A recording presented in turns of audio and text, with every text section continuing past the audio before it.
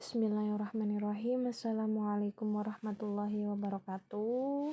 Selamat malam untuk ibu dosen yang saya hormati serta teman-teman seperjuangan yang sudah mengikuti kegiatan matkul kali ini. Untuk pertama-tama marilah kita ucapkan puja dan puji syukur atas kehadirat Allah Subhanahu wa taala yang telah melimpahkan nikmat, sehat, dan karunia yang sudah diberikan untuk kita semua. Dan tak lupa kami dari kelompok 5 mengucapkan banyak-banyak terima kasih kepada Ibu dosen Wahyu Nuning Budiarti, MPD selaku mata kuliah Bahasa dan Sastra Indonesia, serta teman-teman yang sudah mensupport akan terbentuknya ini.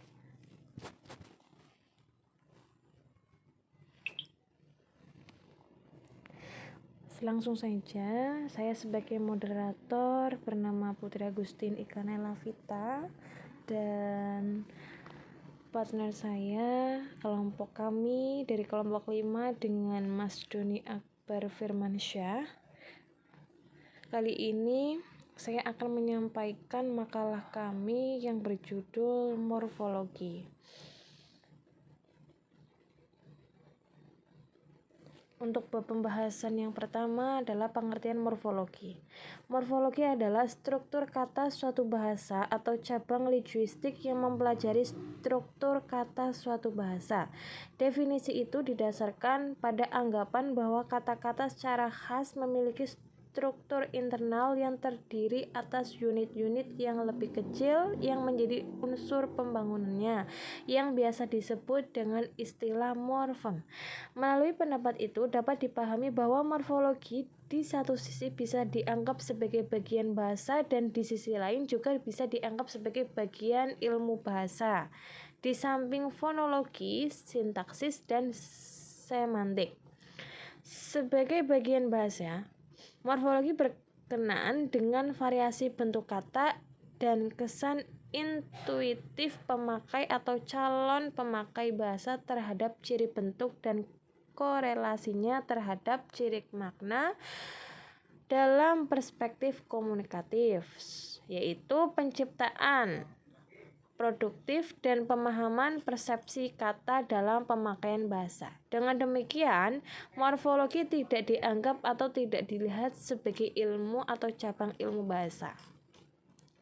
Pernyataan orang awam atau yaitu orang yang tidak mengenal ilmu bahasa bahwa morfologi merupakan bahasa Jawa lebih rumit daripada morfologi bahasa Indonesia, atau morfologi bahasa Indonesia lebih rumit daripada morfologi bahasa Inggris dapat dipahami sesuai dengan anggapan pertama di atas.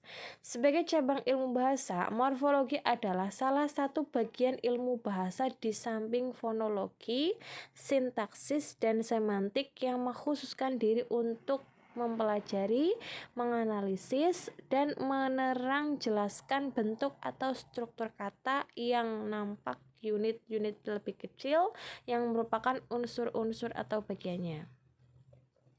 Melalui studi struktur kata, morfologi bertugas untuk menjelaskan hubungan antara perubahan bentuk kata dan perubahan makna yang biasanya terjadi secara berulang dan sistematis pada umumnya yang berkolerasi dengan fungsi sintaksis yang berbeda-beda.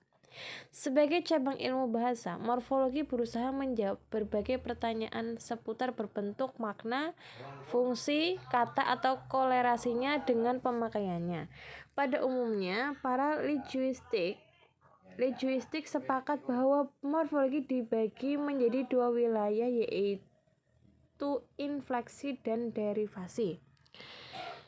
Walaupun demikian, pembedaan dua wilayah itu selalu bersifat problematis. Para linguistik menyadari bahwa tidak semua bahasa memiliki makna secara seimbang, namun kedua sistem morfologi seperti itu. Setidaknya diakui bahwa bahasa tertentu memiliki sistem infleksi yang lebih produktif daripada bahasa yang lain. Sebaliknya, bahwa tertentu mungkin memiliki sistem derivasi yang lebih produktif daripada bahasa yang lain. Di sini ada morfologi infleksional dan morfologi derivasional. Morfologi infleksional berupaya mempelajari dan menerangjelaskan bagaimana kata-kata dalam suatu bahasa memiliki bentuk atau perwujudan yang berbeda-beda yang disebabkan oleh faktor konteks gramatikal tempat kata yang digunakan. Sedangkan morfologi derivasional yaitu adalah mempelajari dan menerangjelaskan bagaimana dalam suatu bahasa kata-kata baru diciptakan dengan memanfaatkan kata-kata leksem yang sudah ada sebelumnya. Berikut ini dikemukakan pandangan Kreuzer mengenai beberapa kriteria yang bisa digunakan untuk membedakan morfologi derivasional dengan morfologi infleksional. Dalam pembedaannya yaitu yang pertama mengenai tentang morfologi derivasional. Pada morfologi derivasional biasanya mengubah kategori sintaksis atau kelas kata. Sebuah kata karena derivasi itu merupakan proses penciptaan butir leksikal baru dibandingkan dengan kata lain. Di sisi lain, morfologi infleksional pada umumnya tidak mengubah kategori sintaksis. Jika sufiks derivasional atau able dalam bahasa Inggrisnya mengubah verba believe dengan adjektif believe, bentuk believes dan believed masih berstatus verba.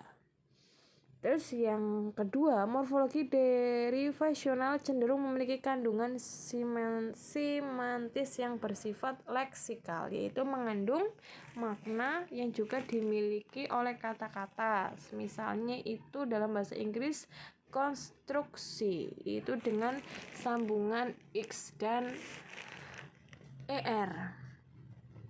Terus yang kedua itu ada mengenai tentang morfologi infleksional. Dalam morfologi infleksional, yaitu morfologi infleksional secara sistematis bersifat teratur, sedangkan morfologi derivasional memiliki konten semantis yang bervariasi tergantung pada bentuk dasarnya. Yang kedua, morfologi infleksional seringkali hanya ditentukan secara sintaksis, sedangkan ketentuan sintaksis seperti itu tidak berlaku bagi morfologi derivasional. Morfologi infleksional biasa sangat produktif, artinya infleksi tertentu itu dapat diterapkan pada bagian besar atau semua kata yang memiliki kategori yang cocok. Selanjutnya ada morfologi infleksional sering diorganisasikan dalam paradigma, sedangkan morfologi derivasional tidak seperti itu. Sebuah paradigma dapat didefinisikan sebagai sejumlah bentuk yang mencakup semua nilai kemungkinan untuk fitur gramatikal tertentu. Selanjutnya ada morfologi infleksional sering ditandai oleh morfem portmanteau, yaitu satu afiks yang memarkahi dua atau lebih kategori gramatikal, sedangkan morfologi derivasional jarang ditandai oleh bentuk portmanteau. Yang selanjutnya adalah afiks infleksional biasanya ditempatkan setelah afiks derivasional, seperti sufiks s pada kata classics dan sufiks pada kata national. Sehubungan dengan fenomena ini menggambarkan struktur kata kompleks berdasarkan urutan penempatan afiks derivasional. Untuk yang selanjutnya di sini ada jenis-jenis morfem didasarkan pada kebebasannya, keutuhannya dan maknanya. Klasifikasi morfem bebas dan terikat, yaitu ada morfem bebas dan terikat. Seperti morfem bebas yakni morfem yang tanpa keterkaitannya dengan morfem lain dapat berlangsung digunakan dalam petuturan. Misalnya morfem pulang, merah, dan pergi. Kalau morfem terikat yaitu morfem yang harus terlebih dahulu bergabung dengan morfem lain untuk dapat digunakan dalam peraturan seperti henti, juang, dan geletak. Selanjutnya ada klasifikasi morfologi morfem utuh dan terbagi. Kalau morfem utuh yaitu adalah morfem yang pembentukannya bagian-bagian bersambungan, seperti misalnya per, pohon, lihat, ataupun pun. Morfem terbagi adalah morfem yang pembentuknya bagian-bagian tidak bersambung, misalnya ke-an dalam sebuah kemanusiaan bukan merupakan penjumlahan dua morfem ke dan an, tapi satu morfem saja. Lalu untuk jenis yang lainnya adalah klasifikasi morfologi morfem segmental dan suprasegmental. Morfem segmental adalah morfem yang dibentuk oleh fonem-fonem segmental, yakni morfem yang berupa bunyi dan dapat disegmentasikan, seperti misalnya morfem lihat, atau bisa juga lah. Morfem suprasegmental adalah morfem yang terbentuk dari nada, tekanan, dan intonasi. Lalu untuk jenis-jenisnya yang lain adalah morfologi morfem bermakna leksikal dan tidak bermakna leksikal. Morfem bermakna leksikal adalah morfem yang secara inheren memiliki makna pada dirinya sendiri tanpa perlu berproses dengan morfem lain. Sedangkan morfem yang tidak bermakna leksikal adalah tidak mempunyai makna apa-apa pada dirinya. Misalnya dalam bahasa Indonesia, morfem seperti kuda, pergi, lari, ataupun merah. Selanjutnya untuk jenisnya itu adalah klasifikasi morfologi morfem dasar, bentuk dasar, dan pangkal atau akar.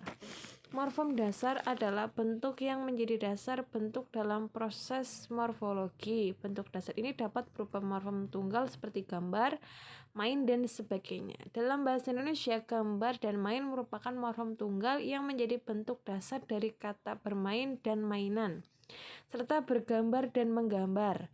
Morfem dasar juga dapat berupa gabungan morfem seperti perbudak. Morfem dasar, perbudak, atau gabungan dari morfem bebas budak dan morfem terikat per menjadi dasar pembentuk memperbudak. Selanjutnya pada morfologi morfem dasar yaitu ada morfem pangkal atau stema, yaitu istilah yang digunakan untuk menyebutkan bentuk dasar dalam proses infleksi atau proses pembubuhan afiks dan inflektif. Dalam bahasa Indonesia, morfem pangkal dapat dilihat pada kata main yang dibubuhi afiks menjadi bermain. Morfem pangkal kata bermain adalah main yang merupakan morfem berkategori verba. Ketika dibubuhi afiks ber, morfem pangkal menjadi morfem berimbuhan yang tetap berkategori verba. Jadi morfem berpangkal merupakan morfem dasar dari bentuk yang lebih tinggi dengan tetap mempertahankan kategori kata yang dimiliki oleh morfem pangkal. Lalu ada morfem akar, yaitu morfem yang tersisa setelah semua afiksnya ditanggalkan, baik afiks infleksional maupun afiks deferensionalnya. Seperti contohnya adalah dalam bahasa Indonesia, memperbaiki merupakan morfem berimbuhan yang memiliki morfem akar, baik yang mengalami proses afikasi dengan penambahan morfem per i menjadi perbaiki. Lalu perbaiki ditambahi morfem terikat mem menjadi memperbaiki. Lalu untuk kelanjutannya adalah proses morfologi afiksasi dan reduplikasi. Proses morfologi adalah proses pembentukan kata-kata dari satuan lain yang merupakan bentuk dasarnya, juga membagi proses ini menjadi beberapa klasifikasi, meliputi afiksasi, reduplikasi, dan komposisi. Yaitu berikut penjelasannya. Seperti yang pertama, afiksasi yaitu proses pembubuhan afiks atau imbuhan pada sebuah morfem dasar atau bentuk dasar. Proses ini melibatkan unsur-unsur dasar atau bentuk dasar afiks dan makna gramatikal yang dihasilkan. Seperti contoh sederhananya adalah ubah, untuk penambahnya adalah menjadi ber, selanjutnya hasilnya adalah berubah. Ajar, ketambahan ber menjadi belajar. Rupa, ketambahan ber menjadi berupa. Dilihat dari posisinya melekat dengan bentuk dasar, afiks dapat diklasifikasikan sebagai berikut. Ada prefiks, infiks, sufiks, konfiks, dan sirkumfiks. Untuk prefiks adalah afiks yang diimbuhkan di awal bentuk dasar seperti pada kata menghibur. Dan untuk infiks adalah afiks yang diimbuhkan di tengah bentuk dasar dalam bahasa Indonesia, misalnya infiks L. Lalu untuk sufiks adalah afiks yang diimbuhkan pada posisi akhir bentuk dasar. Untuk konfiks adalah afiks yang berupa morfem terbagi yang bagian pertama berposisi pada awal bentuk dasar dan bagian yang kedua berposisi pada akhir bentuk dasar. Untuk yang terakhir ada sirkumfiks, adalah gabungan afiks yang bukan konfiks seperti pada kata peraturan yang memiliki makna mempunyai aturan. Selain afiksasi, yang kedua ada reduplikasi, yaitu merupakan proses pengulangan. Adalah pengulangan satuan gramatik baik seluruhnya maupun sebagian, baik dari variasi fonem maupun tidak. Hasil pengulangan tersebut disebut kata ulang, termasuk kata majmuk. Sedangkan satuan yang diulang merupakan bentuk dasar. Terdapat beberapa jenis reduplikasi, yaitu ada jenis-jenisnya, yaitu yang pertama pengulangan seluruh, yaitu pengulangan seluruh bentuk dasar tanpa perubahan fonem dan tidak berkombinasi dengan proses pembubuhan afiks. Contohnya sepeda menjadi sepeda-sepeda, pohon menjadi pohon-pohon. Pengulangan sebagian merupakan pengulangan sebagian dari bentuk golongan ini berupa bentuk kompleks seperti mengambil menjadi mengambil-ambil, berjalan menjadi berjalan-jalan. Terus selanjutnya ada pengulangan yang berkombinasi dengan proses pembubuhan afiks. Dalam jenis ini, bentuk dasar diulang seluruhnya dan berkombinasi dengan proses pembubuhan afiks. Artinya, pengolahan itu terjadi bersama-sama dengan proses pembubuhan afiks dan bersama-sama pula mendukung satu fungsi. Contohnya seperti kereta menjadi kereta-keretaan, pohon menjadi pohon-pohonan. Lalu yang terakhir ada pengulangan dengan perubahan fonem. Sebetulnya pengulangan yang termasuk dalam golongan ini sangatlah, contohnya bolak-balik, dibentuk dari dasar balik yang diulang seluruhnya dengan perubahan fonem. A menjadi O dan dari I menjadi A atau sebaliknya. Proses komposisi terjadi apabila morfem dasar bergabung dengan morfem dasar, baik yang bebas maupun yang terikat, sehingga bentuk sebuah konstruksi yang memiliki identitas leksikal yang berbeda ataupun yang baru. Untuk materi selanjutnya akan dijelaskan oleh Mas Doni.